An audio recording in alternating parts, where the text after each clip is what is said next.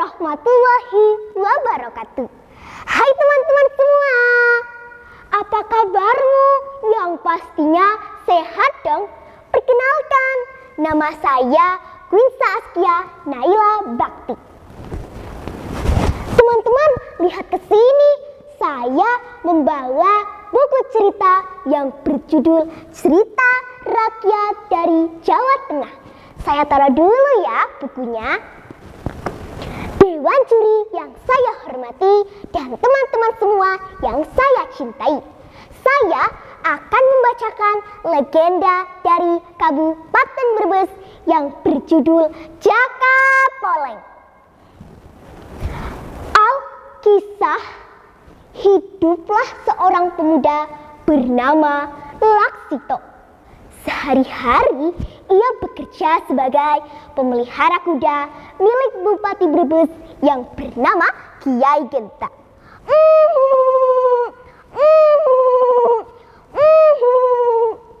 Sehari-hari ia bertugas memandikan kuda, memberinya makan, serta membersihkan kandang kuda tersebut. Karena tugas itulah Laksito harus bangun pagi untuk memberi makan rumput Kiai Genta. Sehabis itu biasanya ia menikmati kue alu-alu dan minum teh poci hangat buatan Mak Ocha yang merupakan abdi dalam Bupati Brebes.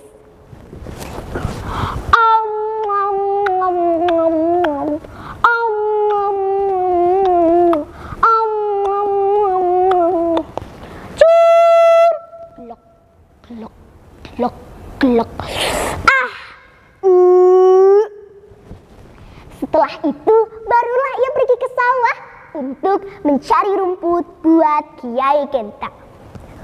Tuturu, wah, ada rumput segar tuh.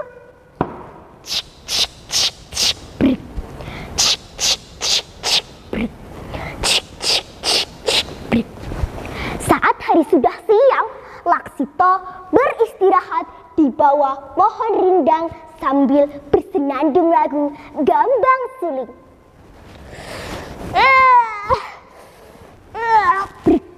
Aduh, capeknya. Gambang Suling memandang suarane. Tulat-tulit kepena unine.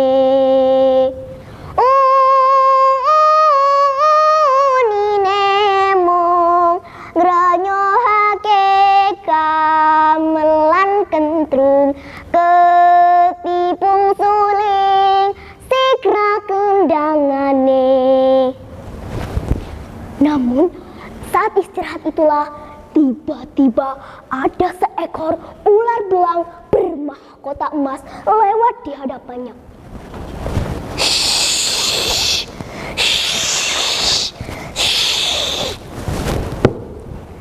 Sikra kendangane. Karena penasaran, Laksito mengikuti ular bermahkota emas itu pergi. Ular itu pun bersembunyi di semak-semak. Anehnya, bagian ekor ular belang tetap terlihat. Namun, tak berselang lama ular itu menghilang di balik semak-semak. Laksito yang penasaran akhirnya membongkar tempat persembunyian ular itu.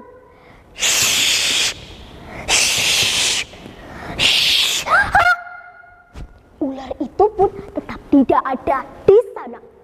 Sebagai gantinya, ia melihat sisik ular berwarna keemasan dan berkilau. Wah, cantik sekali. Akan kubawa pulang. Akan kuperlihatkan kepada Mak Ocha dan Bupati. Ia pun pulang dengan membawa rumput buat Kiai Genta dan tak lupa membawa sisik yang ia masukkan ke dalam kantung. Saat sampai di kandang, ia terkejut karena melihat Kiai Genta yang tampak ketakutan. ia pun terheran-heran pada hari itu karena ia banyak mengalami kejadian-kejadian aneh. Saat sampai di dapur dan menyapa Mak Ocha, "Mak Ocha, Mak Ocha, Laksito pulang nih." Begitu terkejutnya Mak Ocha karena mendengar suara Laksito, tetapi wujud Laksito tidak nampak. "Tak, Laksito, kamu di mana?" "Saya di sini, Mak Ocha, di samping Mak Ocha."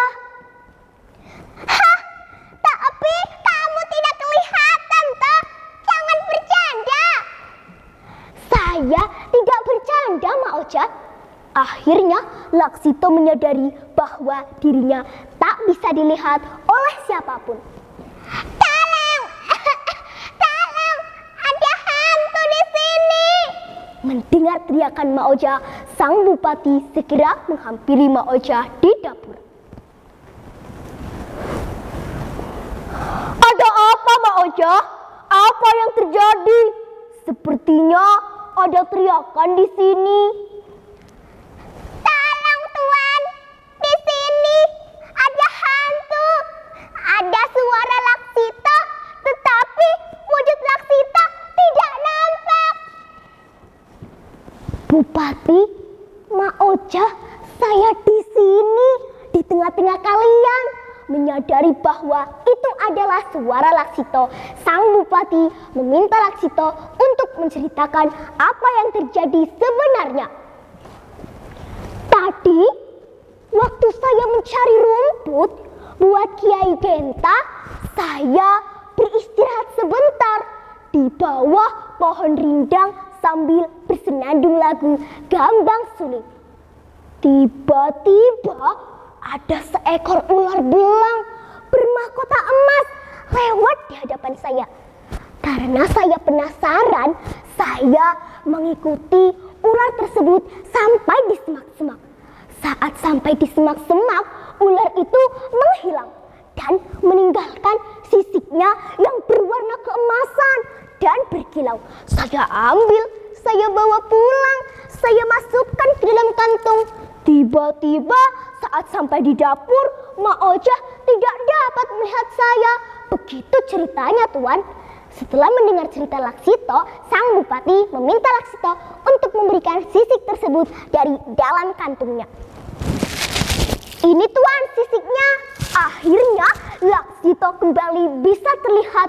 Mak Ocha yang sedari tadi ketakutan berasa lega kembali. Setelah menyaksikan kehebatan sisik tersebut, sang bupati meminta Laksito untuk memberikan sisik tersebut dengan imbalan gaji dan pangkatnya akan dinaikkan. Namun Laksito menolak permintaan tersebut sehingga terjadilah pertengkaran di antara keduanya. "Laksito, sini, berikan sisik itu, akan saya simpan." "Maaf, Tuan, saya tidak bisa memenuhi permintaan Tuan karena sisik ini sangat istimewa. Jadi akan saya simpan juga." "Hei Laksito, kamu tidak mau gaji dan pangkatnya akan saya naikkan." "Maaf, Tuan, saya tetap tidak mau." Terjadilah pertengkaran yang hebat di antara keduanya. "Syak, syak, syak, syak, syak, syak." Laksito pun memenangkan pertengkaran tersebut. Dan tidak sengaja Laksito menelan sisik tersebut. Perlahan-lahan tubuh Laksito menghilang.